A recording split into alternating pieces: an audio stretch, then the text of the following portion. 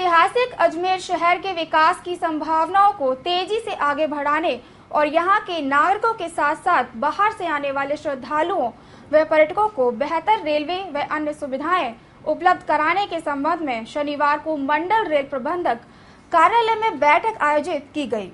बैठक में जनप्रतिनिधि, जिला व रेलवे प्रशासन और विभिन्न विकास विभागों के अधिकारी मौजूद रहे।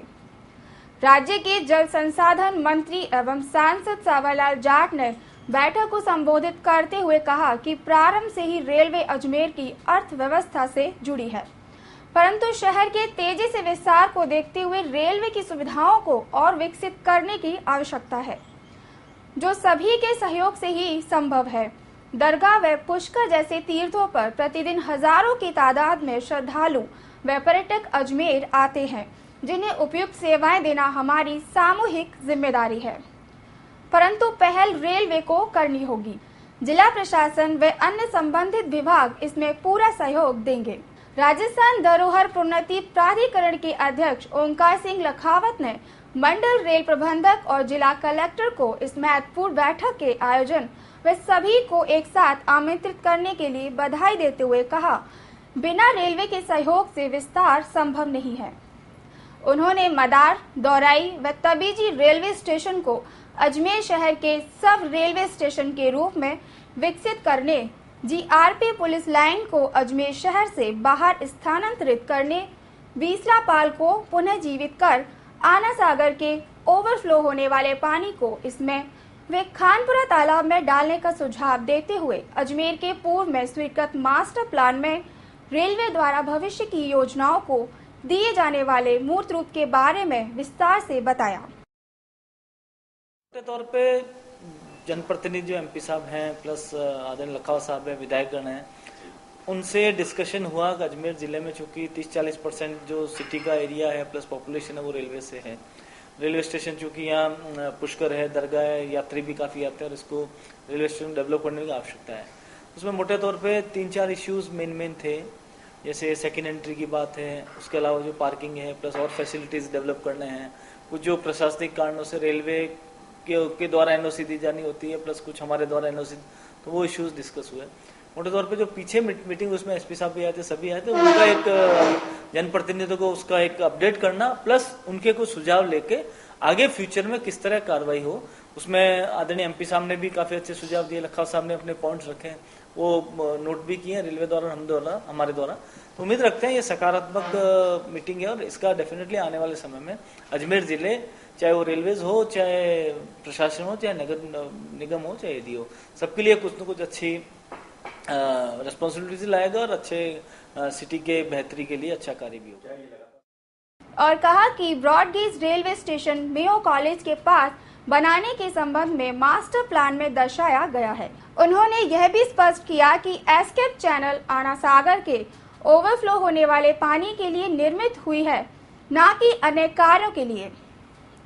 उन्होंने रेलवे प्रशासन से पौराणिक तीर्थ बूढ़ा पुष्कर में आकर्षक घाट बनाने का अनुरोध किया और विश्वास जताया कि आने वाले समय में रेलवे जिला प्रशासन व विकास कार्यों से जुड़े विभिन्न विभाग आपसी समन्वय से कार्य कर अजमेर शहर को विश्व स्तरीय शहर व वर्ल्ड क्लास रेलवे स्टेशन की सौगात देंगे। रेल प्रशासन और डिस्ट्रिक्ट प्रशासन कलेक्टर साहब साथ में बैठे हैं और हम लोग साझा प्रयास करते रहे। इनफॉर्मली कई बार बैठक की और बैठक करके हमने ये किया कि कुछ मुद्दे जो हमारे रेलवे के थे, जो विकास के लिए जरूरी थे, कुछ मुद्दे जो प्रशासन के थे, जिला प्रशासन के, जो रेलवे में पेंडिंग है, उनकी सिटी डेवलपमेंट के लिए, उनको हमने इकट्ठा किया, एक प्लेटफॉर्म पे लेके आए। ये कई इनफॉर्मल मीटिंग के बाद में पिछले 24 तारीख को एक फॉर्मल मीटिंग की गई थी, उसमें हमने 20-21 आइटम्स का एजेंडा बनाया था। उसके बाद में हमने फिर एक और बैठक की थी। तो आज हमने जनप्रतिनिधि से रिक्वेस्ट किया था, एमपी साहब से, एमएलए महोदय से, कि वो आए और अपने इनके बारे में सुझाव बताएं। पहले की थी पानी की निकासी, अभी जो वहां से आ रही है, गांधी चौक से आ रही है और रेलवे के नीचे से क्रॉस होकर जा रही है, उसमें हमारा एक सुझाव था कि क्या इसको नाले को डाइवर्ट करके सीधा जोड़ा जा सके। तो उससे जो रेलवे के अंदर जब पानी भर जाता है तो हमारे ट्रैक सर्किट फेल हो जाते हैं और उस समय रेल संचालन में काफी दुविधा रहती है और कई बार संचालन बंद भी हो जाता है। तो उसको दूर करने के लिए हमने प्रयास किया, उसके लिए बात की थी, इसमें कमेटी अपॉइंट की थी, उसका प्रयास चल रहा है। दूसरा ये जब तक वो नहीं हो, जब तक सुचारू रूप से सफाई कैसे हो उसके बारे में बातचीत की गई। और सेकंड एंट्री के लिए, तोपजड़ा के लिए हमने निरीक्षण भी किया था। कमेटी बैठक के बाद में एक बार हम और जिला प्रशासन के पूरे संपूर्ण अधिकारी और पुलिस प्रशासन के अधिकारी के साथ में हमने इसको विजिट किया था। उसी के बारे में जनप्रतिनिधियों को, MP साहब को, MLA साहब को बताया था। उनकी राय थी कि उनको भी एक बार सम्मिलित करके एक साझा वापस विजिट की जाए, जो इनकी लोकसभा और विधानसभा की डेट नहीं हो, जब इनकी क्लैश नहीं हो, उस डेट को हमने तय किया गया कि इसके अंदर एक बार फिर विजिट करके फिर उसको आगे उसको कार्यवाही को बढ़ाएंगे।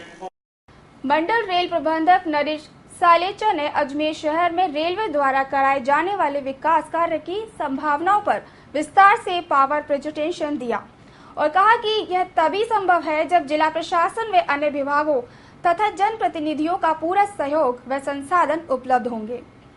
उन्होंने विकास के 20 बिंदुओं की विस्तार में चर्चा की। बैठक में अजमेर विकास प्राधिकरण के आयुक्त मनीष चौहान, ADRM RK मुंद्रा, वरिष्ठ DCML के व्यास, नगर निगम के मुख्य कार्यकारी अधिकारी CR मीणा सहित रेलवे जन स्वास्थ्य अभियांत्रिकी विभाग के वरिष्ठ अभियंता मौजूद थे। वो स्टेशन ये है कि हमारा ये मानना, रेल प्रशासन का मानना कि कुछ ट्रेन बंचिंग हो जाती है, तो कुछ और एडिशनल प्लेटफॉर्म की जरूरत है। तो एक सैटेलाइट या टर्मिनल और जरूरत है अजमेर शहर के अंदर। तो 3-4 हमने पहले इसमें प्रिलिमिनरी डिस्कशन किया था। तो एक था आदर्श नगर या मदार साइड में और दुरई साइड में। तो लैंड और अवेलेबिलिटी देखते हुए और फ्यूचर ग्रोथ को देखते हुए ये लगा शायद दुरई एक समुचित योजना, समुचित टर्मिनल के रूप में डेवलप किया जा सकता है। उसके बारे में चर्चा की गई कि ये एक साझा प्रयास है पर्यटन मंत्रालय का और रेल मंत्रालय का कि कुछ स्टेशन में वर्ल्ड क्लास स्टेशन डेवलप करने का। उसमें से अजमेर स्टेशन भी एक सम्मिलित है। अजमेर स्टेशन का एक वर्क बनाया गया था 11 करोड़ का, उसमें 5.5 करोड़ पर्यटन मंत्रालय को देना था, 5.5 करोड़ रेल मंत्रालय को देना था। किसी कारण से पिछले वर्ष फंड नहीं आ पाए। हमने पत्र भी लिखे हैं, मैंने खुद स्वयं जनरल हेडक्वार्टर और रेलवे बोर्ड बात की है और मुझे पूरी उम्मीद है कि इस बार कुछ न कुछ उसमें फंड आएगा। तो उसका जो फंड का यूटिलाइजेशन अजमेर स्टेशन की ब्यूटिफिकेशन और विकास के लिए किया जाएगा। कि एक पैसेंजर्स एमिनिटीज के लिए एक लिस्ट डिक्लेयर होती है कि क्या क्या फैसिलिटीज होनी चाहिए, कितने पंखे होने चाहिए, कितनी लाइटिंग होनी चाहिए, कितनी बैठने की सुविधा, बेंचेज होनी चाहिए, कितने पानी के टैप होने चाहिए।